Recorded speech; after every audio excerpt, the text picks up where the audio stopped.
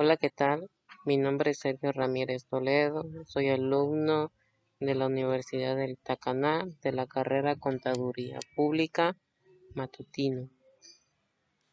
El tema que me tocó fue quiebra y suspensión de pagos. Como primer punto tendremos el concepto de lo que es quiebra.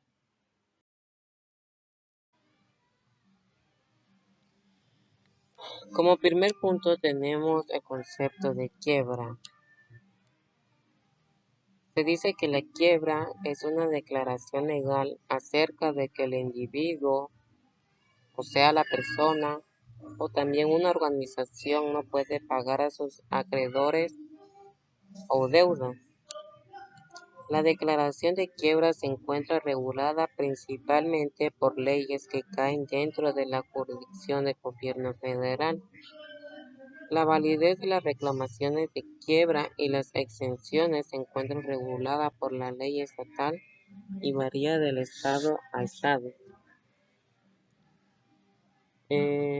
Ahora sí que otro concepto de lo que podría ser quiebra es que es una bancarrota, es la situación económica en que una empresa, organización o persona física se encuentre cuando debido a la incapacidad de hacer frente a sus deudas con los recursos disponibles, tiene que cesar su actividad de forma permanente. Dicho con otras palabras, cuando el patrimonio neto es negativo, una empresa está en quiebra. Cuando esta situación ocurre, quiere decir que con la totalidad de los activos no podrán responder a la deuda total que deben a los acreedores. También hay que distinguir la situación de quiebra o bancarrota de la situación de suspensión de pagos. Así, una empresa que suspenda pagos es un determinado momento no puede hacer frente a los pagos en un determinado momento, pero no necesariamente está quebrado. La quiebra o bancarrota es una situación jurídica donde una persona se muestra incapaz de cumplir con sus obligaciones financieras por carecer de los recursos económicos necesarios para hacerlo. Cuando la entidad física o moral no puede cumplir con sus acreedores, puede apelar al recurso jurídico de la empresa. Aquel que se declara en estado de bancarrota se le denomina fallido. Bueno, pues ¿qué quiere decir fallido? El fallido emprende un juicio en el que se examina cuidadosamente su situación y se determina si realmente es incapaz de cubrir sus deudas y cumplir con sus obligaciones económicas. Se evalúan y analizan los activos del deudor y después de un proceso legal se establece el estado de quiebra. Declararse en bancarrota no es un proceso sencillo, puesto que no significa simplemente dejar de pagar las deudas, sino encontrarse en un estado general de insolvencia financiera. Bueno, pues como resumen de lo que es quiebra, se dice que es aquella persona que no tiene ahora sí que la capacidad de cubrir sus necesidades. ¿Por qué? Porque está muy bajo, ahora sí que económicamente, no tiene suficiente dinero para pagar sus deudas y así esa persona mientras más deudas tenga, más, más en bancarrota está.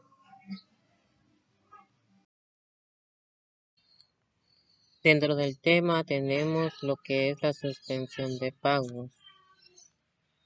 La suspensión de pagos es la situación económica en que una empresa, organización o persona física, o sea el individuo, se encuentre cuando debido a la ausencia de liquidez no puede hacer frente a sus obligaciones de pago de forma temporal.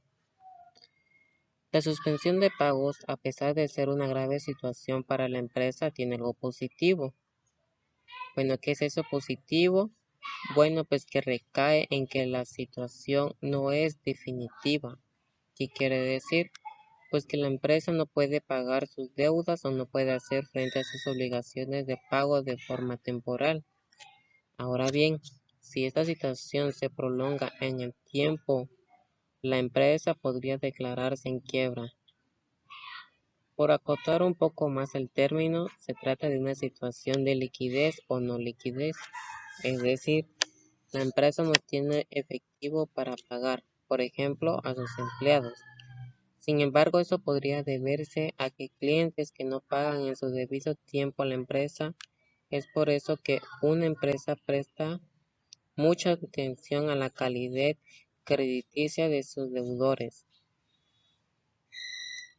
También tiene como definición lo que es la suspensión de pagos a la situación concursal en la que se encuentra una persona, puede ser una familia, una empresa o una sociedad mercantil o también un estado, cuando no puede pagar la totalidad de las deudas que tiene con sus acreedores por falta de liquidez o dinero en efectivo. Esta suspensión es un procedimiento que tiene por objeto llevar a un acuerdo entre el deudor y los acreedores, bajo supervisión judicial sobre el modo en que se pagará. La diferencia de la suspensión de pagos con la quiebra es que se encuentra en que en la suspensión el deudor tiene suficientes activos para hacer frente a sus deudas, pero sus activos no son lo suficiente líquidos. Por ejemplo, puede tener inmuebles o activos fijos por un valor superior a sus deudas, pero no puede pagar esas deudas vencidas en el momento. Por eso también se dice que la suspensión de pagos es una situación concursal temporal, mientras que la quiebra es definitiva. Ahora bien, la suspensión de pagos también se define como una situación en la que un comerciante declara su incapacidad temporal de hacer frente a sus deudas. Evita situaciones económicas desagradables llevando tu contabilidad con debitor. Es fácil y sencillo. También es una situación judicial en la que un comerciante o una empresa declara legalmente su incapacidad temporal para hacer frente al pago de las deudas contraídas y previamente con sus acreedores. Ahora sí, como definirlo como resumen sobre la suspensión de pagos es que su objetivo es llegar a un nuevo acuerdo regulado por la ley entre el deudor y el acreedor. Bueno, pues es aquella persona el que debe y la persona al que le deben, ya sea dinero o cualquier cosa. Dice que este acuerdo será un nuevo plazo de tiempo o nuevas condiciones de pagos. Como segundo punto tenemos el presupuesto de la quiebra. Bueno, pues se dice que nuestra legislación contempla diversos hechos o situaciones que constituyen presupuesto de la declaración judicial de la quiebra. Estos también se denominan causales de quiebra. Se dice que para que exista la quiebra se requiere de la causa. Esto es la situación patrimonial de imposibilidad de pagar que afecta a una empresa natural o jurídica y la acción de quiebra encaminada a lograr sus declaraciones por los tribunales de justicia. No obstante, en ciertas situaciones la quiebra se declara sin que propiamente se ejerza la acción, como ocurre cuando el mismo deudor lo invoca en su favor o porque está obligado a hacerlo. Así como la acción de quiebra tiene un sujeto activo que la ejerce, también hay un sujeto pasivo en contra del cual ella se dirige. Dentro de los presupuestos de quiebra tenemos la calidad de comer. Se dice que en circunstancias normales la familia promedio gasta alrededor del 12.5% de su presupuesto general en alimentos. Más de la mitad de eso, 56%, se destina a alimentos, mientras que el resto se gasta en salir a cenar. Eso significa que la forma en que administran su presupuesto de alimento puede tener un impacto significativo en su capacidad para gastar de manera efectiva y mantener un presupuesto general para evitar deudas. Por supuesto, la situación actual es cualquier cosa menos normal. La mayoría de las familias comen más en casa, incluso con el servicio de entrega, empleados y recogido al frente. Las personas tienen que ajustar sus presupuestos y planes de comida en torno a todo, desde más comida en casa, escasez y costos de entrega hasta pérdidas de ingresos. En cuanto a este tema de la calidad de comer, bueno, pues sabemos que si hay una quiebra, el porcentaje de la comida o los presupuestos son muy bajos. ¿Por qué? Porque no hay recursos suficientes para tener, por así que, muchos alimentos. Tiene que usar lo menos posible para gastar, ahora sí que económicamente. También dentro de los presupuestos de quiebra tenemos la sesión de pagos. En este punto importa un estado patrimonial del deudor que corrientemente, pero no necesariamente provoca incumplimiento. Y a la inversa, los incumplimientos no aplican la existencia de dicha situación generalizada y permanente de impotencia de pagar, mientras el incumplimiento puede calificarse de hecho antijurídico, que afecta principalmente al acreedor insatisfecho. La cesación de pagos es una situación que involucra todo el patrimonio del deudor y en consecuencia compromete los intereses del propio deudor, de todos sus acreedores y de la comunidad en general. En el cumplimiento, el bien protegido es un derecho personal del acreedor de ser pagado, de ser acreencia considerada individualmente. En la cesación de pagos al bien cautelado es el crédito considerado colectivamente.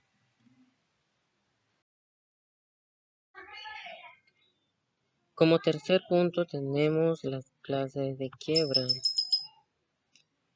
Se dice que hay dos clases de quiebra. Por un lado, la quiebra indirecta, que es la que se da cuando fracasa un concurso preventivo, y en este caso ante distintos supuestos como el incumplimiento de acuerdos preventivos, la imposibilidad de pagar sus acreedores por parte del deudor o cuando no presente el acuerdo necesario en concurso preventivo, entre otras, es cuando el juez debe decretar la quiebra. En esta clase de quiebra, que es la indirecta, es ahora sí un fracaso de un concurso preventivo. También es un incumplimiento de acuerdo preventivo. Quiere decir que es la imposibilidad de pagar a sus acreedores, o sea, las personas a las que les debe. O también puede ser que no presente el acuerdo necesario. Quiere decir que no cumplió con el acuerdo que tenían con la persona a la que le debía. La otra clase de quiebra es la directa. Dice que esta quiebra puede ser solicitada tanto por el deudor. Estaremos hablando de una quiebra directa voluntaria o solicitada por algunos de los acreedores de causa o título anterior, la cual se basa en una quiebra directa necesaria. Para poder solicitar este tipo de quiebra se deben cumplir con una serie de requisitos.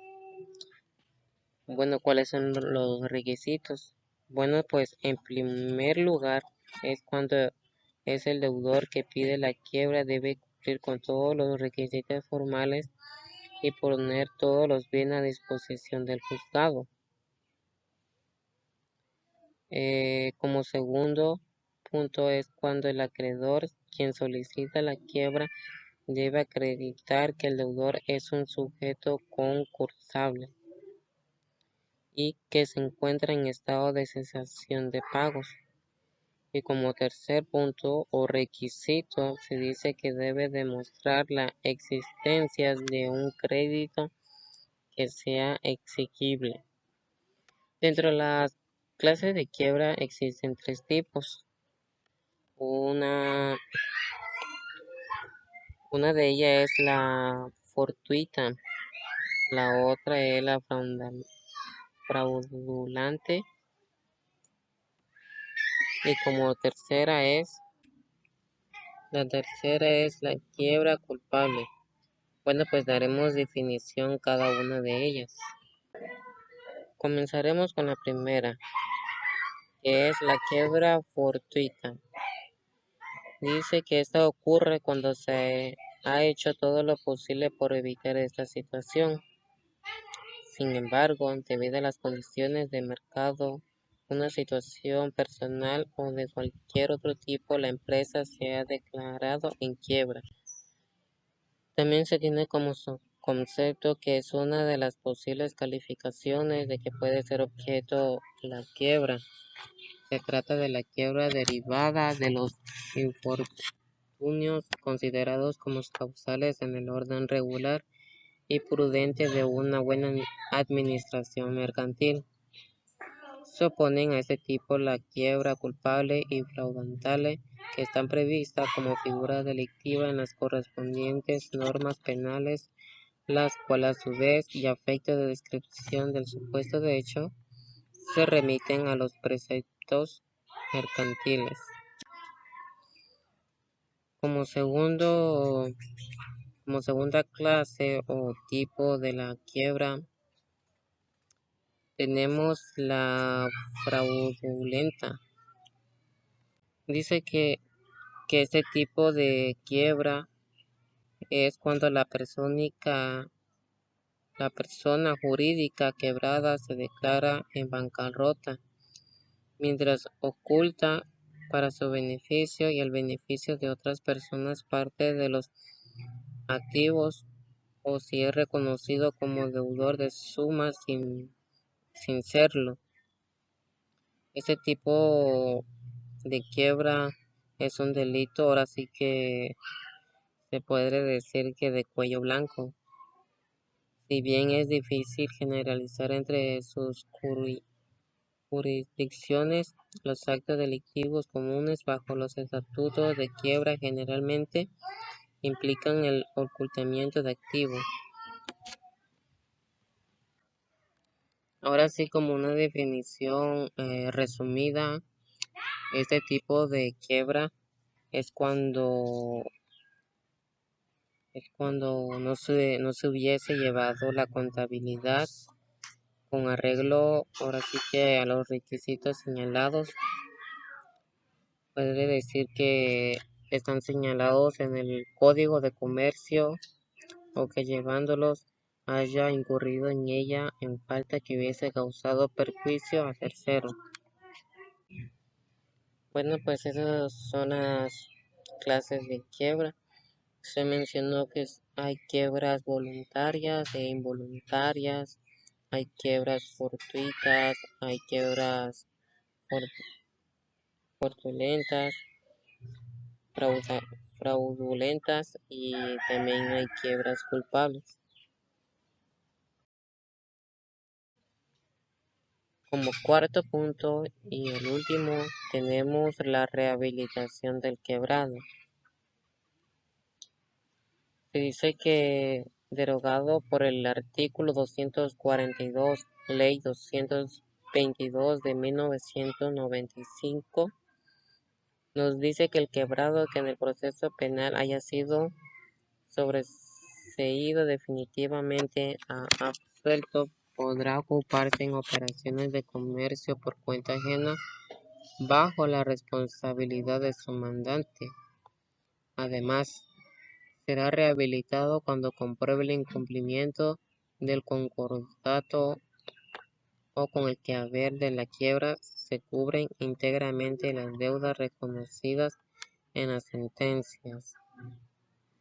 Otra definición de lo que es la rehabilitación del quebrado, que es la restitución del crédito mercantil, que hasta donde ello quepa en la opinión pública y de la plena capacidad jurídica, incluso la posibilidad de ejercer nuevamente el tráfico mercantil que se concede a un comerciante en los casos determinados legalmente. Se dice que los quebrados fraudulentos no pueden ser rehabilitados, precepto de difícil conciliación con el código pendiente, donde todos los delincuentes pueden obtener la rehabilitación, incluso por hechos bastante peores que la quiebra, pese a los estragos de la fraudulenta que constituye combinación de robo y estafa. Nos quiere decir que los demás quebrados o las personas que son, que los llaman así como quebrados, podrán obtener su rehabilitación probando el cumplimiento íntegro del convenio aprobado que hubiesen hecho con los acreedores.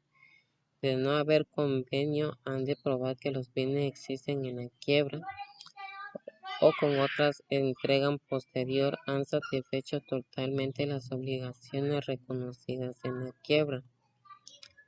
También resulta de conciliación ardua este precepto con la quiebra culpable penada y que tiene plazo y condiciones especiales para la rehabilitación. En cuanto a la rehabilitación del quebrado, puede ahora sí que sancionado por un delito.